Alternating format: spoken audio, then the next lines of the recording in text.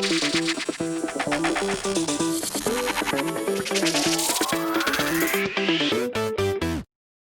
Bears end the 2019 season on a high note as Eddie Piniero kicks a game winner. Mitch Trubisky completes a clutch pass on 4th down to Riley Ridley to put the Vikings away by a score of 21-19 to avoid a losing record and finish the season at 8-8. What's up, guys? I'm back with the Bears post-game reaction videos. This is going to be my final post-game reaction video of the 2019 NFL season.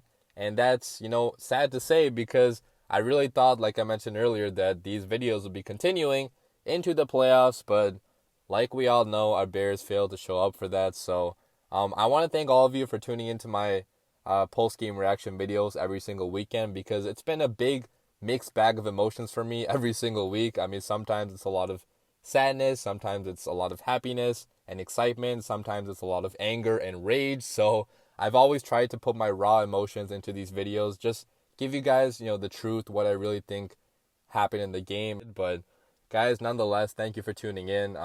I will definitely be back doing these videos next year as well. I'm going to try to do this YouTube channel for as long as I can possibly do it because right now I don't really know what direction I want to go in life.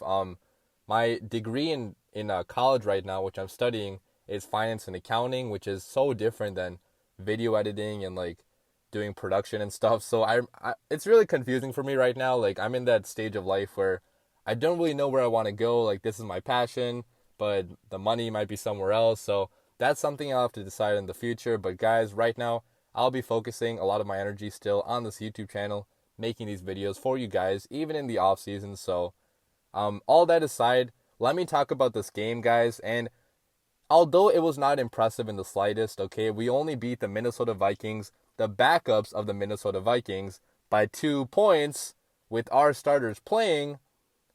I'm still happy we won, okay? I'm going to try to stay positive in this video because a win is a win, and although it was against backups and it was meaningless, it did help us avoid a losing record, which is pretty huge in my opinion. Just morally, finishing at 8-8, avoiding that losing record, it feels a lot better.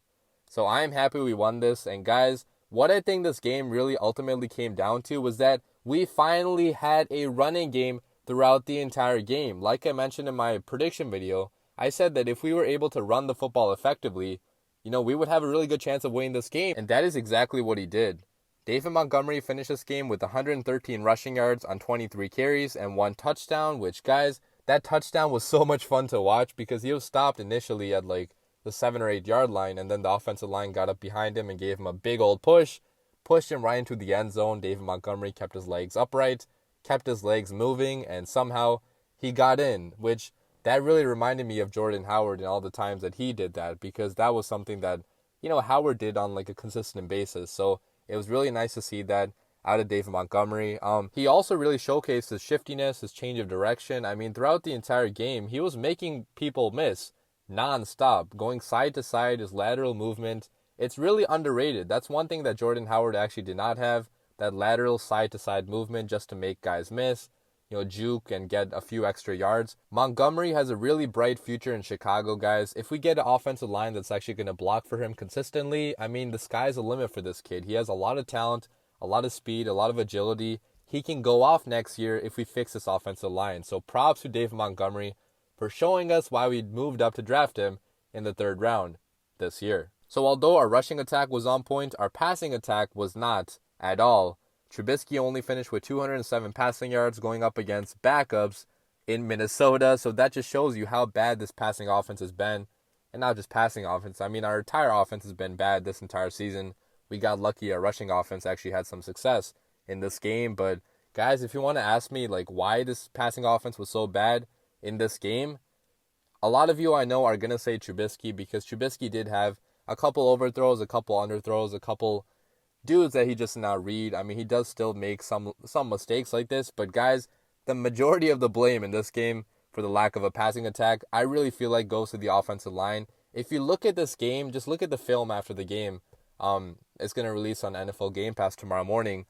Our offensive line is just so freaking bad. I've said that over and over again this entire year, but in a game like this, I'm going to put a video up on the screen right now if I can find it. A play of Charles Leno just failing to block somebody, which caused the fumble. Plays like this are why Trubisky has not had, any level of success this year.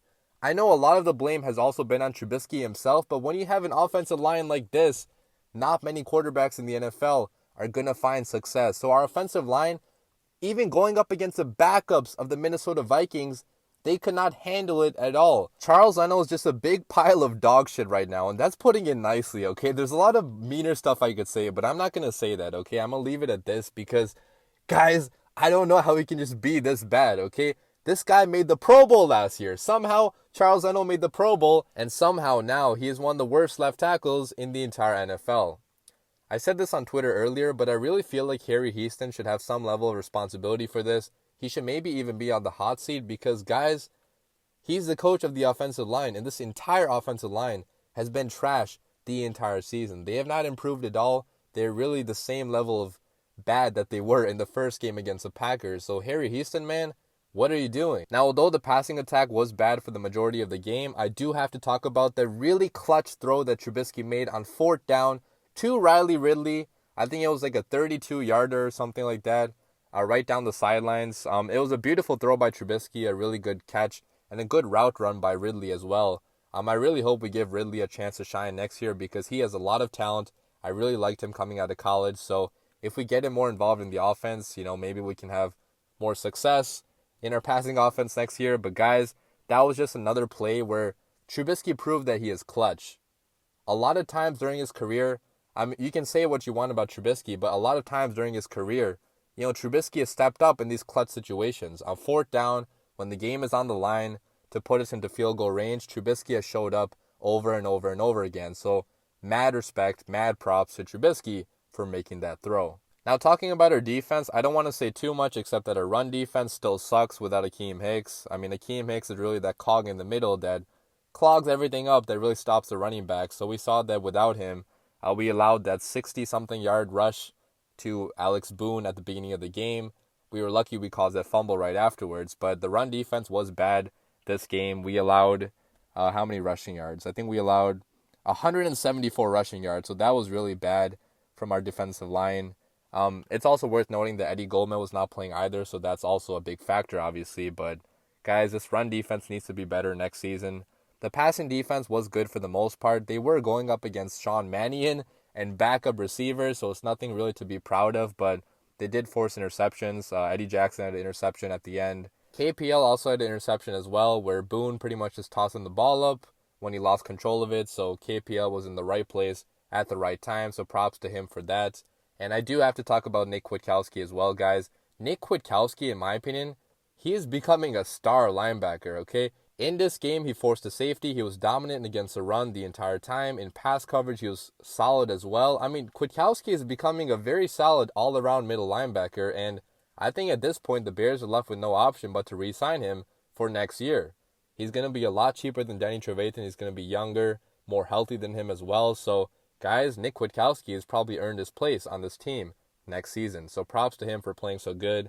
And the rest of the defense overall, I think it played good for the most part. There were some mistakes we made, but for the most part, I think we did play a pretty solid game.